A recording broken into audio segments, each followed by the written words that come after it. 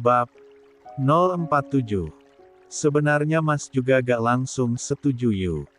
Mas bilang silakan pendekatan dulu. Ya, mau gimana lagi?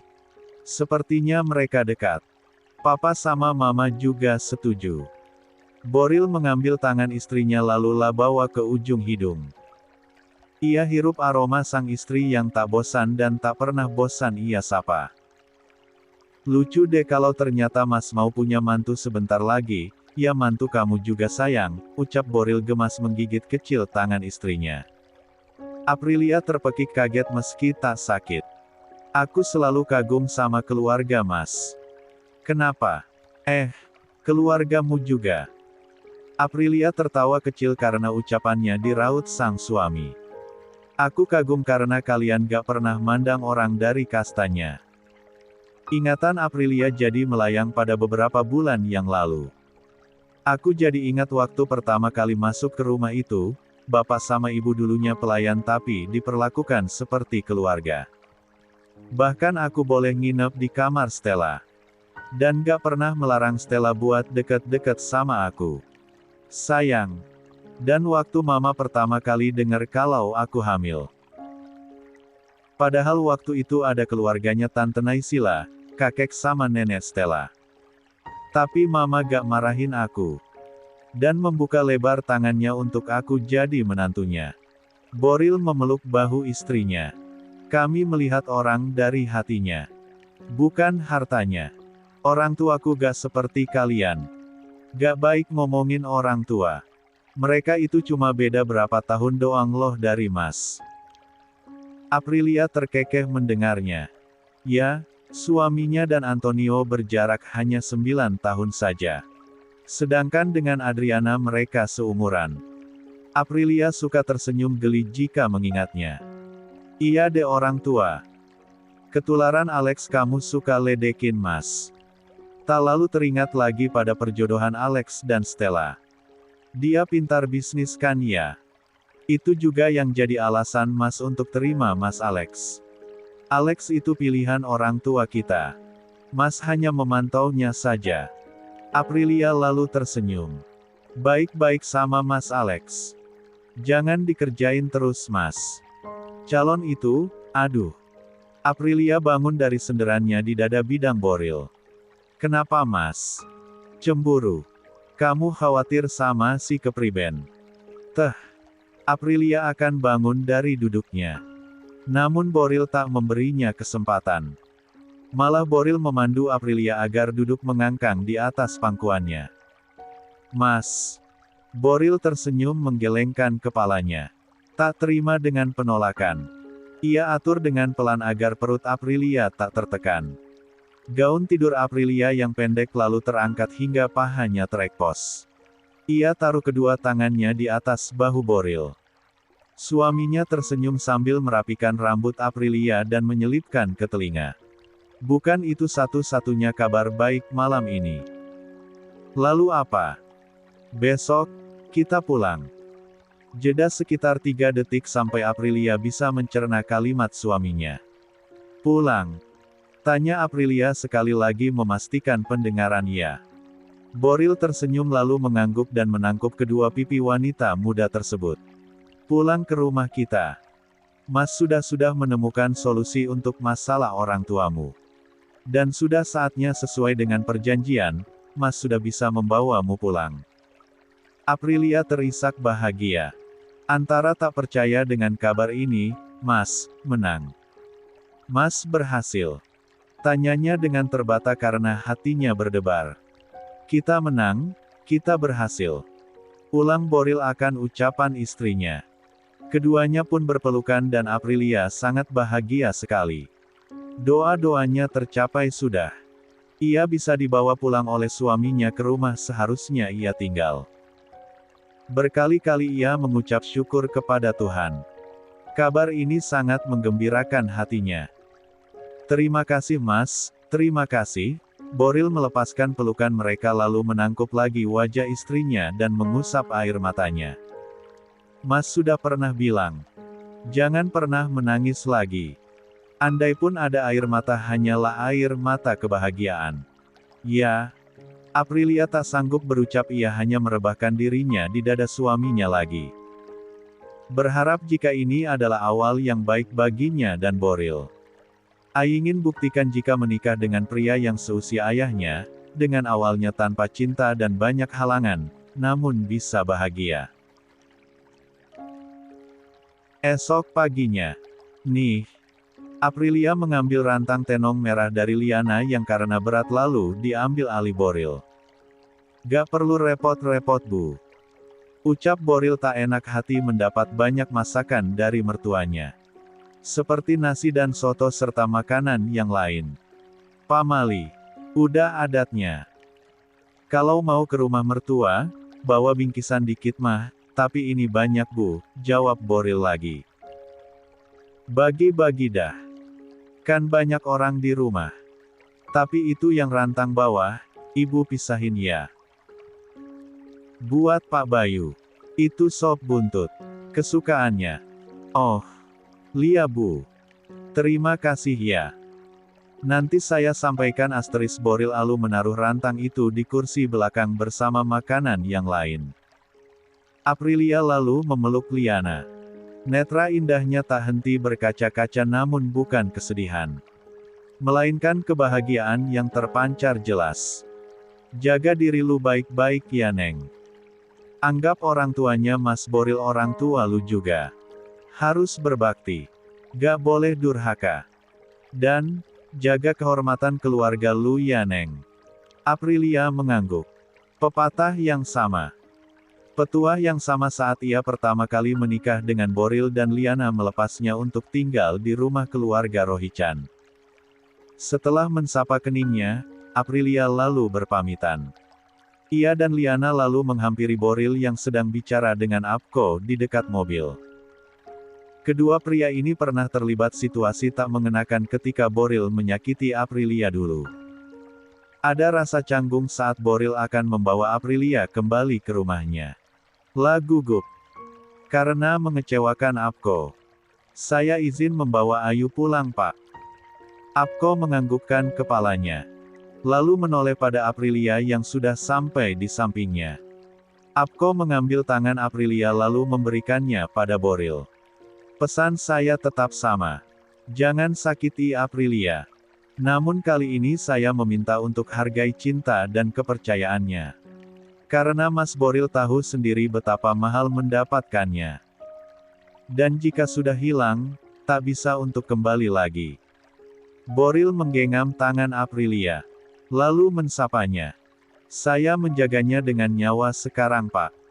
Jika saya mengulangi kesalahan saya lagi, sama saja saya mengakhiri hidup. Aprilia terharu dengan ucapan suaminya barusan. Namun Boril cepat menghapus air matanya sebelum turun. Ayo pulang. Anaknya. Dan diangguki dengan cepat oleh Aprilia. Keduanya naik mobil bersama dengan Boril yang menyetir. Menyongsong rumah tangga yang bahagia untuk selamanya. Kok ada yang beda mas? Aprilia mengerutkan keningnya saat masuk ke pekarangan rumah mertuanya. Hiasan dengan dekorasi bunga-bunga seperti pesta taman. Dari mulai pintu gerbang sampai ke depan pintu masuk utama. Boril tersenyum membuka seat belt miliknya, setelah itu milik istrinya. Sang ratu sudah pulang. Ada penyambutan kecil untuknya. Aprilia menatap suaminya heran. Sedangkan Boril terus memasang senyum. Ia membuka pintu lalu keluar dan memutar tubuh untuk membukakan pintu bagi permaisurinya. Dan suara panggilan pun terdengar dari arah samping. Stella berlari menuju BMW M8 Coupe ayahnya. Bagaikan deja vu. Aprilia pernah mengalami hal yang sama beberapa tahun yang lalu. Ayo masuk Vi, oma aku orangnya baik. Lucu lagi. Aprilia ayu. Gadis bule bernetra abu, malu-malu diajak masuk oleh temannya yang juga cucu dari pemilik rumah ini. Aprilia dan Stella bersahabat sejak sekolah dasar. Namun baru dekat dan Aprilia sering main ke rumahnya saat sekolah menengah pertama. Saat Stella merasa sendiri ketika sang ibu tiada. Dan satu-satunya teman yang tulus padanya hanya Aprilia. Selalu Stella menggenggam tangannya saat Aprilia akan masuk ke dalam rumah. Karena Aprilia selalu terlihat malu-malu. Seperti sekarang, bak anak kecil, Stella berlari membukakan pintu depan dan sesuai dugaannya. Aprilia duduk manis di sana. Stella menjulurkan tangan dan disambut Aprilia. Kedua wanita cantik itu tersenyum lalu bergandengan tangan masuk ke dalam rumah. Boril yang baru keluar dari mobilnya pun merasakan kebahagiaan tak terhingga sekarang. Stella sudah menerima Aprilia dan menyadari kesalahannya. Tak ada yang lebih membahagiakan dari itu. Saat ini, kedua bidadarinya berjalan beriringan sambil bercengkerama saling bercanda. Melupakan masa yang telah lalu. Menyambut status baru mereka sebagai ibu dan anak. Saya saja yang bawakan, Pak. Boril terkejut saatlah membuka pintu belakang mobilnya dan mengambil rantang, suara Alex terdengar di belakangnya. Lalu tak lama mengambil rantang itu dan membawanya ke belakang dengan tak hentinya menebar senyum 1000 wattnya. Membuat Boril tercengang aneh dengan kelakuan asistennya tersebut. Tapi dipikir-pikir lagi Alex begitu karena pasti cari muka dengan Boril karena mau pada anak gadisnya. Dan sang mantan Casanova pun tersenyum mengejek. Jika menebar senyum seperti itu adalah andalan Alex, maka dia termasuk payah. Selamat datang kembali sayang. Aprilia tenggelam dalam pelukan Cindy. Wanita berhati mulia yang dulu ia panggil Oma dan kini Mama. Wanita yang darinya dan Liana lah Aprilia belajar keikhlasan hati. Sebagai wanita yang sudah berumah tangga harus bisa menempatkan posisi sebagai istri dan sebagai seorang ibu. Mama sudah menunggu lama untuk waktu ini. Aprilia melepaskan pelukannya. Ia tersenyum lalu mensapa tangan kedua mertuanya. Sedangkan Stella memeluk ayahnya yang baru masuk. Memang seperti inilah seharusnya keluarga. Hangat, penuh cinta dan saling memahami satu dengan yang lainnya. Kedatangan Aprilia disambut meriah dengan dekorasi-dekorasi cantik di setiap sudut ruangan. Terlalu berlebihan bagi Aprilia yang tidak perlu pesta penyambutan seperti ini. Toh, dia bukan orang baru di sini. Namun Cindy meyakinkan jika ini pantas untuknya. Ayo, Mama sudah masak makanan-makanan istimewa untuk kamu, Mama yang masak. Gak usah repot-repot Ma, Ibu nitip makanan, gak apa-apa. Kita makan sama-sama. Ayo. Meski malu-malu, Aprilia menurut saja saat tangannya digamit Cindy. Lalu menuju ruang makan. Diikuti Boril dan Stella. Karena langkahnya yang terbatas, Aprilia langsung duduk di kursi makan dengan Cindy di sampingnya. Sesekali ia menahan tawa karena di tengah letihnya, dari ujung sana, ia melihat sang suami yang ditelepon orang. Karena sejak di jalan tadi Boril men-silent ponselnya. Dan kinilah kerepotan sendiri menjawabnya. Artis dadakan tuh, Papa. Ejek Stella yang kini sudah siap makan. Aprilia terkekeh geli. Ternyata dimanapun Mas Boril berada dan dengan siapapun, dia pasti selalu jadi pusat perhatian. Maklum Vi, Boril itu dari kecilnya udah terbiasa jadi pusat perhatian. Ia lucu dan gemesin. Boril itu adalah keponakan pertama dari keluarga kami. Sejak kecil tante sama omnya selalu gemes sama dia. Apalagi sekarang dia udah jadi artis dadakan. Makin banyak defense-nya.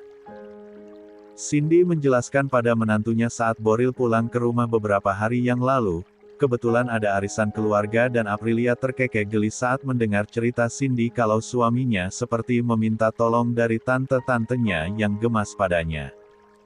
Bahkan sesekali mencubit janggut dan memegang kumisnya. Mungkin di mata tante-tantenya, Mas Boril masih keponakan mereka yang imut mah. Padahal kan udah. Om. Aprilia terkekeh geli lagi.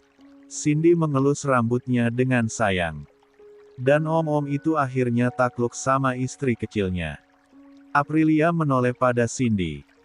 Ada binar kebahagiaan pada netra tuanya yang berkaca-kaca. Terima kasih sudah merubah Boril. Berkat kamu ia paham artinya hidup sayang, Aprilia menggelengkan kepalanya. Karena ada doa mama di setiap langkahnya Mas Boril. Sampai bisa seberhasil itu, Cindy menangis lalu tersenyum sambil menghapus air matanya. Aduh. Vi, kamu ini memang cocok jadi mantu mama deh. Mama seneng banget kalau ngobrol sama kamu. Aprilia tertawa lalu memeluk mertuanya itu. Manis sekali sampai diabadikan Boril dalam ponselnya. Apa rasanya punya suami famous Mai? Goda Stella. Banyak banget yang stalking aku. Mau cari informasi papa kamu, aku juga Mai.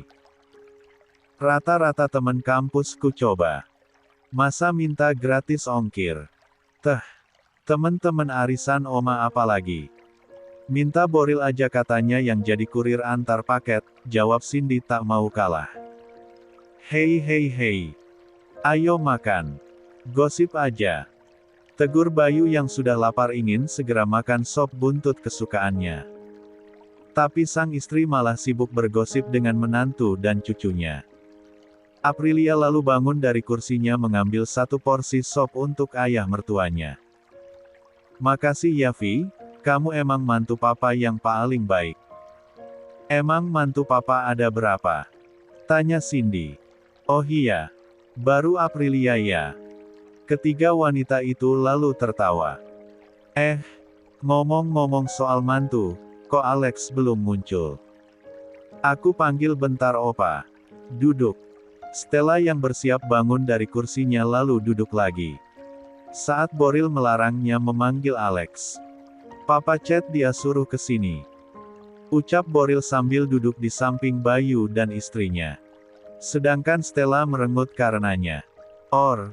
Alex Prakoso sering makan bersama dengan keluarga Rohichan. Baik itu sarapan atau makan siang bahkan makan malam. Apalagi akhir-akhir ini setelah tragedi cinta yang dialami Fernando Jose dalam rangka perebutan kembali Rosalinda Ay Amor si penjual soto. Alex semakin dekat dan akrab dengan keluarga ini. Saking dekatnya sampai dijadikan bakal calon mantu saudara-saudara. Sekali lagi, bakal calon mantu. Entah mimpi apa si Pangeran Brebes ini. Ataukah ini adalah doa-doa ibunya yang dikabulkan. Gagal bersanding dengan Jamila, dia malah disandingkan dengan Stella. Cucu pertama orang terkaya nomor 5 di Indonesia, anak pemilik online shop WANGPED yang terbesar di Indonesia yang super duper cantik, imut-imut seperti jelmaan Siva Haju namun super menggoda bakanya.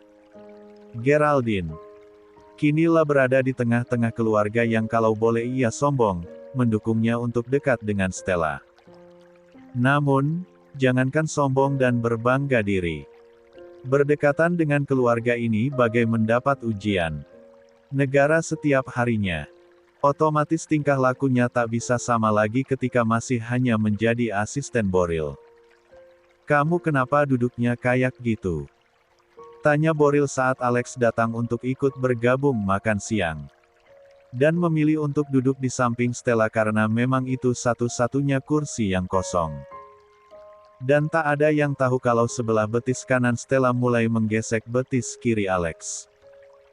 Susah patah tahan napasnya. Ia takut ada yang melihat aksi Stella ini. Dan jika ketahuan, maka ia akan sangat malu di momen pertama makan bersama keluarga Rohichan utuh ini. Alex melirik ke bawah, Stella makin intens menggesek betisnya. Dan asal tahu saja si cantik yang asyik makan makanannya memasang tampang tak berdosa selagi Alex mati-matian menahan diri untuk tak mengeong. Dan duduknya yang tegak bagaikan mengikuti upacara kenegaraan di Korea Utara menjadi perhatian Boril yang membuat takut Alex hanya dari kumisnya saja.